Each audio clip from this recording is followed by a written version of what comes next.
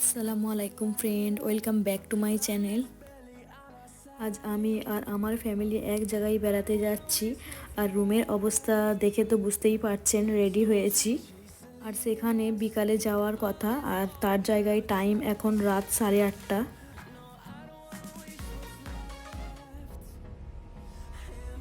লেটের দিক থেকে তো আমরা সবসময়ই ফার্স্ট, তাই আর বেশি দেরি না করে আমরা বেরিয়ে পড়লাম। তারপর কিছু কেনাকাটাও করতে হবে। এই হোটেলের পাশ থেকে যখনই যাই আমার বোনের এঙ্গেজমেন্টের কথা মনে পড়ে যায় খুব। আমরা সবাই চলে এসেছি আমার ভাবির বাড়ি। এই যে দানিশ, রাইসা, আমার বোন, দিদি, আইমান, সবাই গল্প করছি। অনেকটাই রাত হয়ে গেছে, তাই আমরা নাস্তা করতে বসে গেছি, কারণ আবার ডিনারও করব। এদিকে আমার ভাইয়েরাও নাস্তা করতে বসে গেছে। ওরা আমাদের থেকে আরও দেরিতে এসেছে।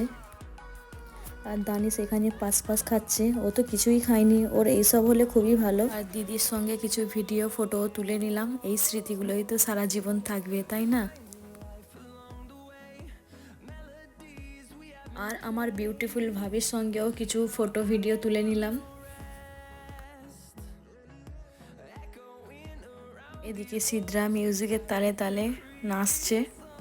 সিদ্রা হলো আমার ভাবির মেয়ে। আর সিদ্রা তো আমাদেরকে দেখে মাঝে মাঝে লজ্জাও পেয়ে যাচ্ছে খুব, কারণ ওর সামনে কত দর্শক বসে আছে। আর আপনাদের যদি এই ধরনের কিউট কিউট ফ্যামিলি ব্লগ দেখতে ভালো লাগে, তাহলে অবশ্যই কমেন্ট করে জানাবেন। এখানে দানিশ সিদ্রার গাড়ি চালিয়ে সিদ্রাকে কাঁদাচ্ছে। তারপর আমরা ডিনার করতেও বসে গেছি। আর খেতে বসে একে অপরের সঙ্গে হাসি ঠাট্টাও করা হচ্ছে।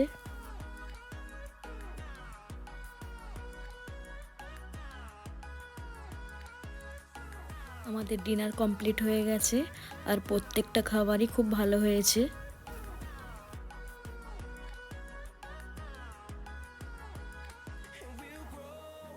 সব খাবার শেষে তারপর আমরা ফলও খেয়ে নিলাম।